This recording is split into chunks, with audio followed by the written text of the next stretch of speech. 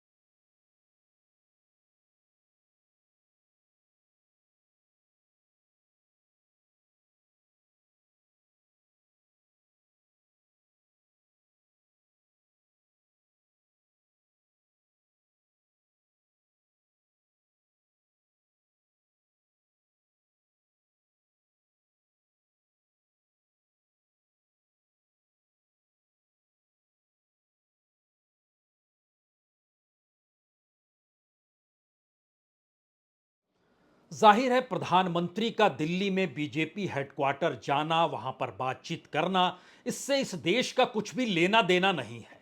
लेकिन प्रधानमंत्री तो देश के हैं और यह तस्वीर हमने जानबूझकर आपको शुरू में ही दिखा दी, जिससे आप समझ पाएं कि बीजेपी किस अवस्था से गुजर रही है। उसे सिर्फ एक नैरेटिव चाहिए। और जो हम जिक्र आपसे करना चाहते हैं, तो ऐसे में आपको अतीत के पन्ने पहले खोलते हैं। 1980 बीजेपी बनती है। अटल बिहारी वाजपेयी गांधीवाद और समाजवाद का जिक्र करते हैं, लेकिन उसके बाद चुनाव में महज 2 सीट बीजेपी को मिलती है। बीजेपी एक झटके में समाजवाद और गांधीज्म दोनों को छोड़ देती है। और उसके बाद शुरू होता है इस देश में अयोध्या आंदोलन 1984। अयोध्या आंदोलन की शुरुआत की अगुवाई विश्व हिंदू परिषद के हाथों में थमाई जाती है।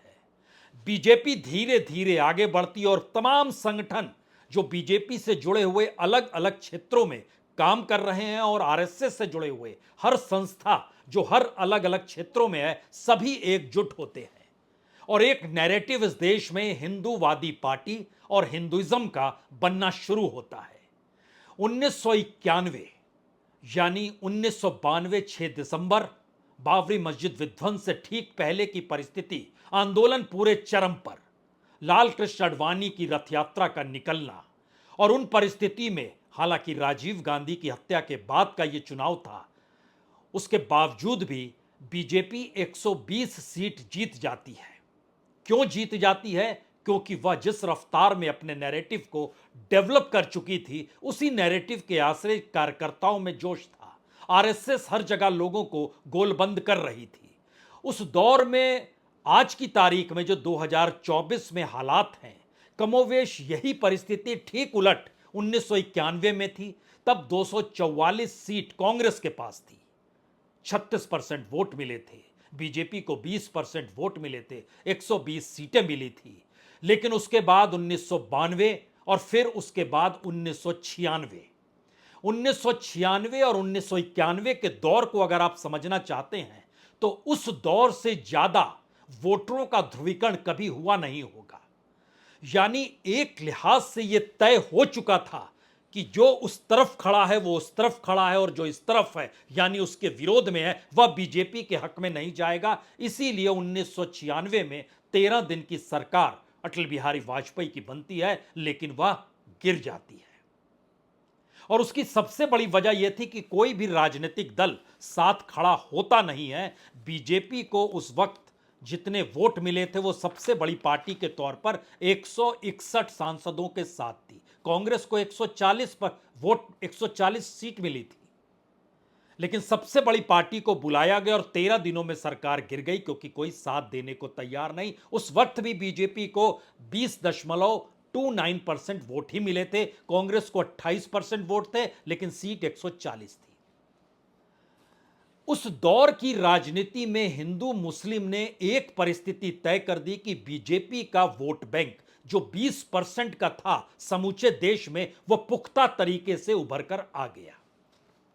और बार बार बीजेपी अपने राजनीतिक प्रयोग में हर बार उसी दिशा में लौटना चाहती है जहां पर उस 20% वोट के साथ साथ वो बाकी परसेंट के वोट कैसे जोड़ पाए। इसीलिए नरेंद्र मोदी जब 2014 में प्रधानमंत्री बने, 2019 में जब प्रधानमंत्री बने, उस दौर में वो अयोध्या का जिक्र नहीं कर रहे थे। उस दौर में वो राम मंदिर का जिक्र नहीं कर रहे थे। वो जानते थे 20% वोट तो है, बाकी चाहिए वो अयोध्या और राम मंदिर से नहीं आएगा। लेकिन पहली बार 2024 के लोकसभा चुनाव ने एक बड़ा संदेश बीजेपी को दे डाला कि दरअसल जो वोट बैंक 1984 के बाद से बीजेपी ने बनाया 20% का, उसमें भी बिखराव आने लगा है। और यह बिखराव उन जातियों में है या उन हिंदुओं के बीच है जो किसी भी जाति विशेष के क्यों ना हो, लेकिन वह बीजेपी से छिटक रहे हैं। और बीजेपी की चिंता 2024 के बाद के चुनाव को लेकर अब इसलिए बड़ी होती चली जा रही है। अगर सब छिटक रहे हैं तो फिर आने वाले वक्त में वह चुनाव जीतेगी कैसे। और इसीलिए हिंदू मुस्लिम का राग उत्तर प्रदेश के एक राजनीतिक प्रयोग की तर्ज पर इस दौर में निकल कर आया जिसमें कहा गया जो भी कांवड़ की यात्रा है, जहां से कांवड़ गुजरे वहां पर जो भी ढाबा है, जो भी छिटपुट दुकान है, जो भी रेड़ी पटरी वाले हैं, उन सभी को अपने नाम का जिक्र करना होगा कि हमारा ये नाम है और हम इसे इस रूप में बेचते हैं और हम इस नाम के साथ उस धर्म की व्याख्या राजनीतिक तौर पर कैसे हो यह बताने की जरूरत होनी नहीं चाहिए। इसलिए नहीं होनी चाहिए क्योंकि नजरिया किसी का भी अलग हो सकता है, लेकिन बीजेपी के अपने राजनीतिक प्रयोग को अगर आप समझे तो उससे पहले हमको लगता है एक आवाज और आपको सुननी चाहिए। ये आवाज और किसी की नहीं बल्कि उत्तर प्रदेश के पूर्व डिप्टी सीएम दिनेश शर्मा की है, जो 2013 के दंगों की परिस्थितियों से मौजूदा वक्त में उत्तर प्रदेश सरकार ने जो निर्णय लिए उससे कैसे ट्रिकी तरीके से जोड़ते हैं, ये जरा सुन लीजिए, फिर बात सामने आएगी कि आखिर ऐसी परिस्थिति मौजूदा वक्त में क्यों आ गई है कि बीजेपी के पास नैरेटिव नहीं, बीजेपी नैरेटिव खोजने की दिशा में भटक रही है और वो बार बार उसी गलतियों को दोहरा रही है जिसमें एक झटके में जनसंघ खत्म कैसे हुई, बीजेपी शुरू कैसे हुई और बीजेपी खत्म कैसे होगी। क्या यह परिस्थिति तो नहीं बन रही है? इसीलिए इस आवाज को पहले सुनिए। और इसमें अगर आप देखो कि 2013 में एक छोटी सी बात पर दंगा हो गया था और मुजफ्फरनगर में कि एक दुकान से उन्होंने सामान खरीदा, वो किसी और नाम से, किसी हिंदू धार्मिक नाम से था और वो दूसरे समुदाय का व्यक्ति उस दुकान में खाने का सामान बेच रहा था और उसमें जो तमाम प्रकार आपत्तिजनक जो लहसुन था, प्याज था या कुछ और चीजें उसमें मिली हुई थी और उस व्यक्ति ने जब खाया उसको पता चला तो उसका व्रत टूट गया है। तब उसने उसने चिल्लाना शुरू किया और काफी बड़ा दंगा हो गया था। इस प्रकार की घटनाएं ना हो। अब दिनेश शर्मा तो 2013 का जिक्र कर रहे हैं मुजफ्फरनगर दंगों के मद्देनजर, लेकिन हम आपको लिए चलते हैं 1993 में, यानी 1992 की घटना के बाद कल्याण सिंह जो अगुवाई करते हुए उत्तर प्रदेश में बीजेपी की नहीं बल्कि देश में बीजेपी के नायक के तौर पर देखे जा रहे थे, वह भी चुनाव लड़ते हैं तो सिर्फ 177 सीटें मिलती हैं। इस 177 सीटों का मतलब क्या है? इस 177 सीटों का मतलब यह है कि बीजेपी की सीटें 1993 में कम हो गई। 213 सीट बहुमत के लिए चाहिए होती है। 1991 में बीजेपी के पास जो वोट थे वो 164 सीट बढ़कर 221 तक पहुंचे थे 91 में, और 93 में वो घटकर 177 पर आ जाते हैं और 33% वोट मिलते हैं। यानी जिस पराकाष्ठा को बीजेपी ने हिंदुत्व के आश्रय, अयोध्या के राजनीतिक प्रयोग के जरिए या बाबरी मस्जिद के विध्वंस के आश्रय जिन बातों को रखा राजनीतिक तौर पे, उसमें 1991 के बाद उनकी सीटें उत्तर प्रदेश के चुनाव में ही 221 से घटकर 177 पर आ गई।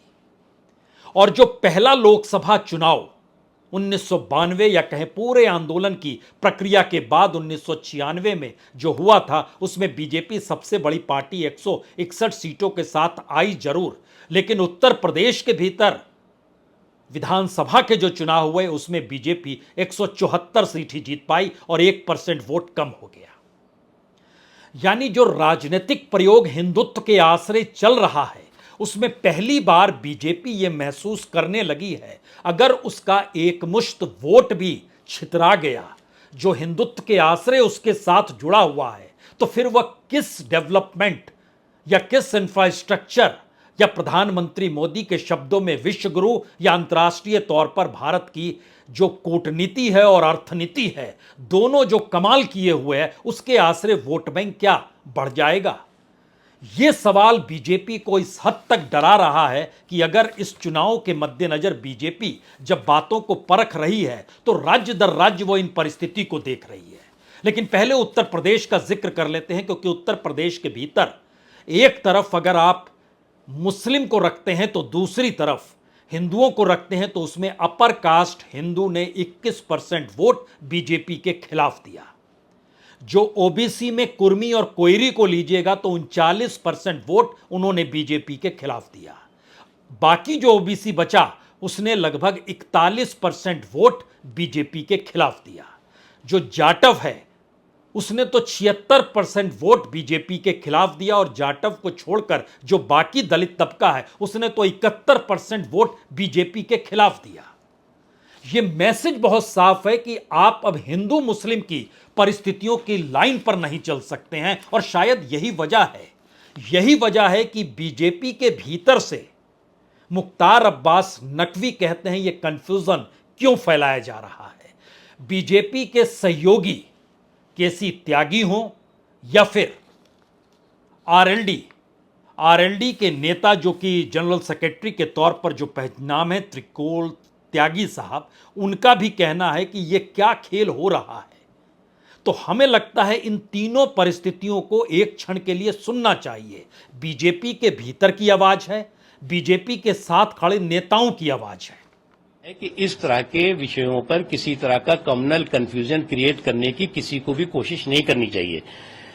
इस तरह के कम्युनल कंफ्यूजन न तो किसी मुल्क के लिए अच्छे हैं, न किसी मजहब के लिए अच्छे हैं, न मानवता के लिए अच्छा है। लोकतंत्र में तो गांधी जी, चौधरी चरण सिंह जी और बड़े बड़े जितने भी महापुरुष हैं सबने धर्म और जाति को पीछे रखने की बात की है। अब ये राजनीति में धर्म जाति को आगे चल के नेता लोग उसको आगे ले जा रहे हैं। अब मैं तो समझता हूं कि जिस तरह नाम लिखने की मुजफ्फरनगर प्रशासन ने जो कार्रवाई की है ये कोई बहुत उचित बात नहीं है। आप क्यों ठेली पटरी पे किसी का नाम लिखवाते हो? उनको काम करने का अधिकार है। नहीं, इससे बड़ी कांवड़ यात्रा बिहार में निकलती है, वहाँ इस तरह का कोई आदेश नहीं है। और फिर प्रधानमंत्री जी की जो व्याख्या है भारतीय समाज के बारे में, एनडीए के बारे में, सबका साथ, सबका विकास और सबका विश्वास, ये लगाए गए प्रतिबंध इस नियम के विरुद्ध है। दरअसल केसी त्यागी ने यूं ही बिहार का जिक्र नहीं किया, क्योंकि बिहार के भीतर भी बीजेपी के हक में हिंदूवादी वोट नहीं पड़े। और उसको अगर देखना समझना शुरू कीजिएगा तो जो ऊंची जातियों के 47% वोट बीजेपी के खिलाफ गए, कोयरी और कुर्मी 33% वोट बीजेपी के खिलाफ गए, यादव वोट 74% बीजेपी के खिलाफ गए, जो बाकी का ओबीसी तबका है उसके 46% वोट बीजेपी के खिलाफ गए। ओबीसी के बाद अगर आप शेड्यूल कास्ट यानी दलितों की तादाद देखिएगा और उसमें से दुसाद और पासी को अलग कीजिएगा तो 35% वोट उनके बीजेपी के खिलाफ हैं और बाकी दलितों के 42% वोट खिलाफ हैं। इसीलिए चिराग पासवान भी कह रहे हैं ये क्यों हो रहा है, हम 21वीं सदी में हैं और हमें यह शिक्षा नहीं दी गई कि हम जाति और धर्म के आधार पर इस देश के सामाजिक चिंतन को परिभाषित करना शुरू कर दें और राजनीति तौर पर अपने आप को साधने में लग जाएं। एक तरफ अगर यह परिस्थिति है तो इस देश के भीतर की परिस्थितियों में भी बीजेपी बड़े नाजुक मोड़ पर खड़ी है। सिर्फ बिहार यूपी ही क्यों, अगर आप मध्य प्रदेश के भीतर भी देखते हैं तो 28% वोट बीजेपी के खिलाफ गए जो ऊंची जातियों के हैं, हिंदू ऊंची जातियों के। जो अपर कास्ट के ओबीसी हैं 37% वोट उनके भी बीजेपी के खिलाफ गए। जो लोअर कास्ट की ओबीसी है 29% वोट उन्होंने भी बीजेपी के खिलाफ दिया और दलितों ने भी 47% वोट बीजेपी के खिलाफ दिया। आदिवासियों के भी 30% वोट खिलाफ गए। यह मैसेज दरअसल राज्य दर राज्य जो बता रहा है, यह तस्वीर बीजेपी के लिए इसलिए भयावह है क्योंकि अगर हिंदुत्व कार्ड नहीं चलेगा, अगर हिंदू मुस्लिम की राजनीतिक परिभाषा जो राजनीतिक बिसात पर प्यादों के आश्रय खेली जाती है, अगर वह भी खत्म हो जाएगी तो बचेगा क्या। और इसीलिए हमने शुरू में आपको तस्वीर प्रधानमंत्री की दिखलाई थी। उनके चेहरे को उस दौर में पढ़िए, दोबारा भी देख सकते हैं, पढ़ने की कोशिश कीजिए। एक भयावह शून्यता है। इस वैक्यूम के बीच में बीजेपी अपने नैरेटिव को खोज रही है, वो किस दिशा में जाए, क्योंकि बिहार, यूपी और इन राज्यों को अगर आप छोड़ दें और महाराष्ट्र और कर्नाटक की दिशा में बढ़ जाएं तो महाराष्ट्र के भीतर भी 42% ऊंची जातियों ने बीजेपी के खिलाफ वोट दिया है। ओबीसी ने लगभग 50% वोट बीजेपी के खिलाफ दिया है। दलितों ने तो 65% वोट बीजेपी के खिलाफ दिया है। मराठा वोट बैंक भी 54% बीजेपी के खिलाफ है। आदिवासी भी 65% बीजेपी के खिलाफ है। और अगर आप कर्नाटक चले जाएं, जहां पहला प्रयोग बजरंग दल को बैन किया गया और उस बैन करने के खिलाफ बीजेपी ने जो बजरंग बली का जिक्र किया, वहां की परिस्थिति को भी समझे तो ऊंची जाति अपर कास्ट ने 29% वोट बीजेपी के खिलाफ दिया। अगर आप वोकलिंगा और लिंगायत को भी परखें तो वो भी बीजेपी के अनुकूल नहीं है। लिंगायत बीजेपी के साथ जरूर रहा है, लेकिन फिर भी 24% वोट तो उसने भी खिलाफ दिया। वोकालिंगा ने तो लगभग 56% वोट खिलाफ दिया। बाकी के जो ओबीसी हैं उन्होंने 34% बीजेपी के खिलाफ वोटिंग की। दलितों ने 64% वोटिंग खिलाफ की। आदिवासियों ने 54% खिलाफ की। और ये सिर्फ महाराष्ट्र, कर्नाटक, राजस्थान की परिस्थिति भी 35% अपर कास्ट बीजेपी के खिलाफ रहा। गुजरात के भीतर 29-30% बीजेपी के खिलाफ रहा। पटेल पाटीदार भी 20% बीजेपी के खिलाफ रहा। राजपूत 42% बीजेपी के खिलाफ गुजरात में रहा है। ओबीसी के भीतर 32% वोट, 32% वोट बीजेपी के खिलाफ है। यह मैसेज दरअसल इस रूप में बीजेपी को डरा रहा है कि अगर उसका 20% वोट एकजुट नहीं रहता है और वह भी अगर छिटकने लगता है तो फिर वह कोई भी राजनीति कर ले, उसके बाद इस 20% तक पहुंचने में भी उसके पास कुछ नहीं बचेगा। यानी जैसे ही वो 20% पे आती है, बीजेपी की सीट 120 से आगे बढ़ नहीं पाती है। और 20% भी अगर छिटक रहा है उसका अपना वोट, और वो अगर घट के 18% होता है, तो एक झटके में बीजेपी की परिस्थिति घटते घटते 80 सीट पर आ जाएगी। इसीलिए एक बार फिर इतिहास को दोहराते हुए उसी हिंदू मुस्लिम की परिस्थितियों को राजनीतिक तौर पर क्या उत्तर प्रदेश की प्रयोगशाला में फिट करने की कोशिश की जा रही है। और इस बार कोई साथ खड़ा होने को तैयार नहीं है। जो साथ में खड़े होकर सरकार को टिकाए हुए हैं वह भी विरोध कर रहे हैं। चंद्रबाबू नायडू ने तो मुस्लिमों को आरक्षण आंध्र प्रदेश में दे दिया, लेकिन बीजेपी के मुंह सिले के सिले रह गए। जबकि वो आरक्षण का विरोध कर रही थी, धर्म के नाम पर आरक्षण का विरोध कर रही थी, मुस्लिमों को आरक्षण देने के खिलाफ थी, तो चंद्रबाबू नायडू साथ क्यों खड़े हैं। यानी सत्ता बनी रहे इसकी तिकड़मों के आश्रय एक नैरेटिव की खोज लगातार हो रही है। और इसके ठीक समानांतर ध्यान दीजिए, नैरेटिव अगर नहीं बन रहा है तो बार बार हमले कहां हो रहे हैं। इस बात को लेकर हो रहे हैं कि विपक्ष में कांग्रेस की मौजूदगी छत्रपों के सहारे है। यानी विपक्ष की अपनी मौजूदगी कहीं नहीं है।